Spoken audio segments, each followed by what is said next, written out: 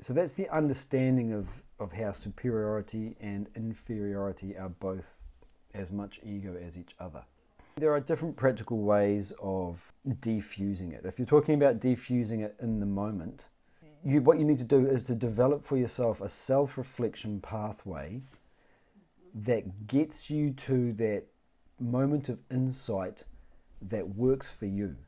Vedanta philosophy has been called by the Swami a buffet of ideas. Right? There's a whole host of bits of information that describe who you are, how you function, your role in life, etc. The reason he calls it a buffet of ideas is that you take what is good for you. Right? And the person next to you is standing at the same buffet. Their plate has nothing that's on yours because they've taken what is good for them. And so the question here is, what is that insight? That if I were able to grasp, this feeling of inferiority would dissipate. And so that's where your own self-reflection is important. One of the ways you can start to get to that question is to go through a pathway of trying to understand what's going on inside your own mind. What am I experiencing? Contact it. Don't just give it an intellectual label, but actually go in and really feel it. Okay, I'm feeling a sense of embarrassment. I feel small and insignificant. That's the feeling. What's the trigger? Okay, it happened when I went to my workplace and I presented this idea and my boss said something else. What's the underlying cause? What's the thing within me that event landed on that triggered my feelings of insignificance? So you're starting to look for underlying beliefs, desires, attachments, expectations. What does it say about me? What you're doing is investigating your own mind. What does it say about me if, when I give an idea in a meeting and my boss dismisses it, what does it say about me? Okay, so answer that question. So with these sorts of self-reflection questions, what you're getting to is the underlying false or incorrect beliefs. If I don't give good ideas, I'm not a good worker. Okay, so what else is it saying? My value as a worker is giving good ideas. Okay, you can start to see how this is very much ego, because your value as a worker is a great deal more than just the ideas that you give. Okay, you do give ideas, but you also have a whole host of other things. And you also have a lot of non-tangible or non-contractual things that you bring to the workplace.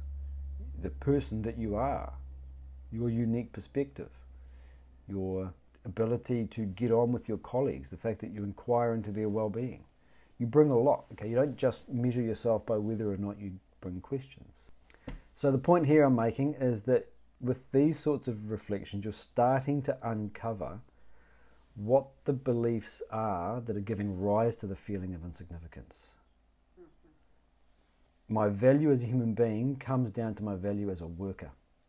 This is one of the other beliefs that must be here.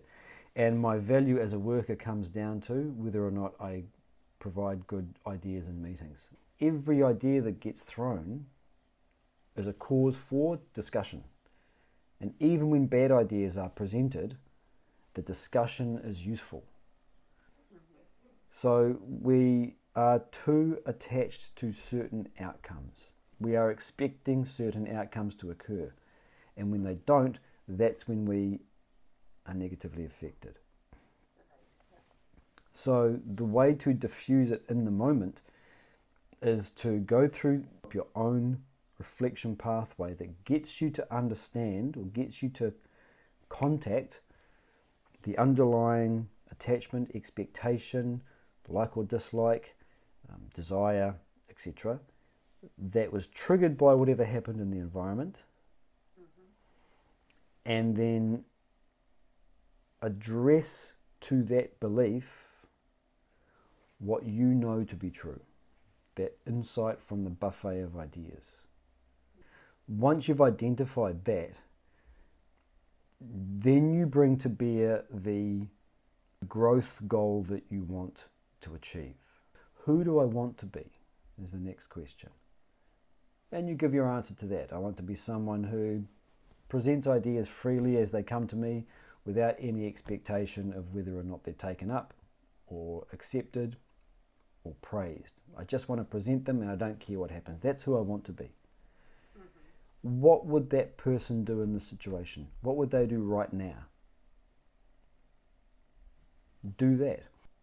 So that's what you're doing with the first part, is looking for the causes and then addressing those causes with your insight and with your growth goals. Second way of looking at this with regards to diffusing it is don't try to diffuse it. You're probably familiar, it's a bit of a cliche, but what you resist persists. So this idea of reframing the relationship with the environment, it's a very useful tool. And we should be practicing it because it helps us to live better lives and be happier. But it has its limitations. Like all theories and practices, they have a scope in which they are useful. And then at some point, the usefulness starts to become less and less and less. What you can also apply in these sorts of situations is just a bare and non-mediated acceptance of what is. So, in that regard, the moment you recognize that you're feeling deflated and insignificance because of your inferiority complex, what am I experiencing? I'm experiencing this deflation. And that's where you leave it. So I want to be deliberate here. It's not that you are wallowing in the experience. That's a very different mental state, which is negative and we want to avoid. What we're talking about here is not wallowing, but witnessing. It's that you are becoming one with the experience rather than trying to separate yourself from it. Because when we do all of this reframing and self-reflection pathway to determine the cause and the trigger of my experience and then find a way to diffuse it, what you have done is to say, this is the experience and I am over here and I'm going to try and manage this experience some way. In a sense, you've separated yourself from the experience. And again, it has its usefulness. But beyond trying to manage the experience is simply to come into phase with it and be one with it. What happens when we are able to fully accept the way things are in the moment is that the burden of it lifts. The feeling of insignificance is not necessarily going to leave. But what lifts is the sense that this is an unacceptable set of conditions and must be addressed. Why must it be addressed? This is the current condition. And in the next moment, it will be a different condition. And in the next moment, it will be a different condition. We spend all of our lives trying to change the conditions so that they are slightly better, so that we're happier. And in the process, we never accept the conditions. And it's in the acceptance of what is that we find the thing we are looking for, which is that peace, that liberation from constraint. So you can bring both of these approaches together. What am I experiencing? Insignificance because my boss didn't accept my idea. There's my old inferiority complex functioning again. Hi, inferiority complex, nice to see you, good morning. And be with it. You're not trying to fix it. So you bring your awareness to it enough that you give yourself a little bit of objectivity, a little bit of witnessing, and then you simply let it be. With all of your knowledge sitting silently in the background, because you've thought about it so many times. You know the distinction between superiority and inferiority. You know that they're both ego. You know that it comes from a belief that's not correct. And I know that if I go into it, I can find the belief and correct it. Yeah, that all stuff is there. Don't need to do all that. Just accept it is the current condition. burden of it lifts, and not only that, but the feeling that you're going through, it has a half-life. It decays away, like all experiences. You open up a gift on Christmas morning and there's joy. Well, that joy has a half-life. It decays away.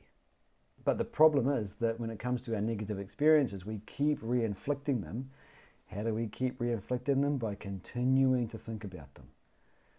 We keep bringing it back into our experiencing and triggering it again and again and again. We keep pushing the button to bring it back, rather than letting it come and decay away. Naturally it goes. Yeah. So that space of acceptance allows it to decay away in its own natural time.